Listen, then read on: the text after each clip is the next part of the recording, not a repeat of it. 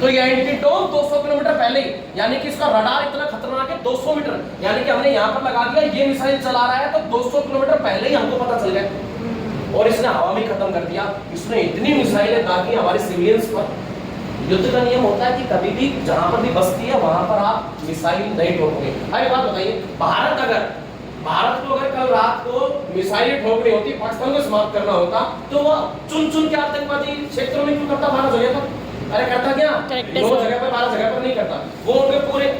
अब हमने पहले से दुनिया के अंदर 4 ऐसे देश हैं जिसके पास में नेवी के बहुत बड़े शिप, ऐसे शिप जिसके अंदर जो है विमान, लड़ाकू विमान उतर सकते हैं। हमारे पास में एक बहुत बड़ा जिसका नाम है INS विक्रांत। क्या नाम है? INS विक्रांत। इसकी तैनाती हमने हिंद महासागर के और अरब सागर के वहां पर कर दी गई। यहाँ पर कराची पड़ता है तो खेल यहाँ शुरू कर दिया। इधर बलूचिस्तान वालों को पहले सेट करना चाहता है, हम शुरू करेंगे, चलो तुम भी हो जाना। होता है ना, जब एक दोस्त शुरू हो जाता है तो बगल वाले भी तैयार हो जाते हैं, नहीं समझे? बस एक और भाई बचा हुआ अफगानिस्तान, इनको कहने की देर है, नहीं समझे आप मेरी बात? ये तो इधर से ये भी इनका झिंगालाला करने की तैयारी चल रहा है, क्योंकि तालिबान के पास में क्या है कि वो वाली बंदूक है। अभी मान के चलिए जो पहले पुलिस वालों के पास में होती थी, एक एक बंदूक को डालना, ट्रिगर वाली नहीं है, तो अभी इनको ट्रिगर करने की जरूरत है बस तालिबान वालों को। ये बोलेंगे साहब हमारे पास गोला बारूद नहीं है, टैंक से लड़ने की आवश्यकता नहीं है, हम इधर यूरोप वाले रास्ते से पूरा गोला बारूद भेजने की पूरी तैयारी करेंगे, लेकिन अभी ये चालू नहीं। इसका भाई जड़ सकता है इधर बगल के अंदर बांग्लादेश, उसका इलाज हमने पहले ही कर रखा है। आज से ठीक 2 महीने पहले आपने देखा होगा यहाँ पर पूरा लोकतंत्र का जो शासन था, सरकार में जब जहां जिस देश में सरकार का सिस्टम नहीं होता तो वहां पर सेना कभी भी बेहतरीन तरीके से काम नहीं करती।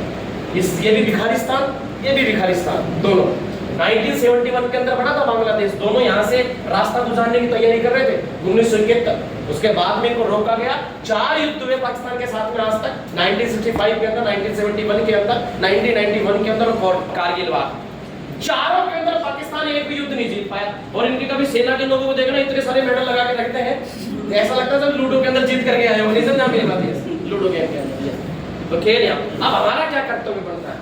हमारा कर्तव्य ये बनता है कि आप अभी वर्तमान स्थिति को देखते हुए हमारी सरकार, हमारी सेना और SI लोगों का पूर्णतः सहयोग करें। मॉक ड्रिल की गई, मतलब ये है कि लाइटें पूरी तरह से बंद, ताकि उनके किसी भी सिस्टम को, उनके किसी भी उपग्रह को, सैटेलाइट को हमारे यहाँ पर बहुत बड़ी बस्ती दिख ना सके, ऊपर से लाइट जलती हुई ना दिख सके। इसके लिए तो ये मॉक ड्रिल का मतलब होता है कि लोगों को इसके तहत सिखाई जाना, क्योंकि युद्ध के अंदर हम ऐसी ऐप है, हम ऐसे लोग पैदा हुए हैं 1998 के बाद में कि जिनको पता ही नहीं है कि मॉक ड्रिल में युद्ध में क्या क्या करना चाहिए, वो चीज सिखाने के लिए।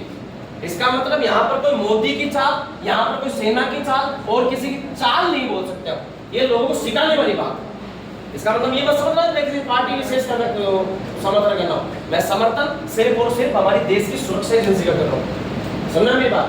दुनिया की सबसे खतरनाक जो खुफिया एजेंसी है उसका नाम है मोसाद। क्या नाम है? मोसाद।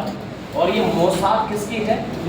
इजराइल। और हमारी जो खुफिया एजेंसी उसका नाम है रो। क्या नाम है? रो। और रो और अब मोसाद के बारे में जरा सा मैं आपको ट्रेलर बता देता हूँ। मोसाद दुनिया की वो खुफिया एजेंसी इजराइल की, इसने क्लियर इसका स्लोगन लिख रखा है और इजराइल ने दे रखा है कि किसी भी देश में अगर हमारे देश का एक भी नागरिक मारा गया तो तुम्हारे देश में घुस करके 1000 लोगों को सल्टा देंगे। और किया भी।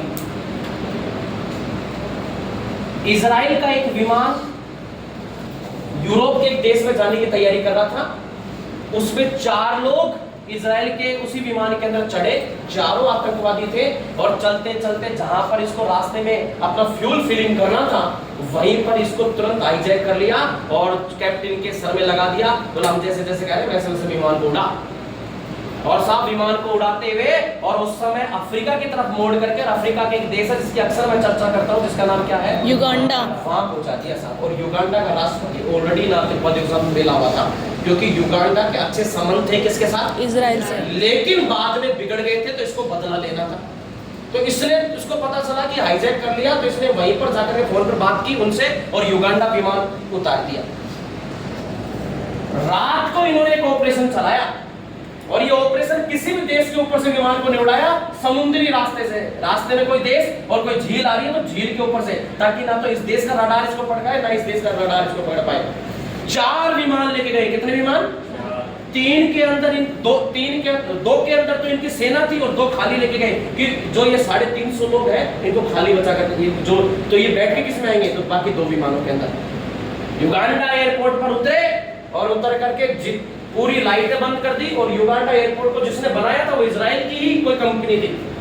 और वहां पर जितने भी लोग थे, जितने भी थे, धीरे धीरे स्नाइपर और बिल्कुल साइलेंट बंदूकों से सबको हटाया, धीरे धीरे अंदर गए, किस बिल्डिंग में इनको रखा हुआ था सबको लिया, विमान में बैठाए। और मैं आपको बताता हूँ युगांडा के और दूसरे आतंकवादियों को लगभग 1500 से ज्यादा लोगों को सल्टा दिया इन्होंने उसके अंदर, उस ऑपरेशन में।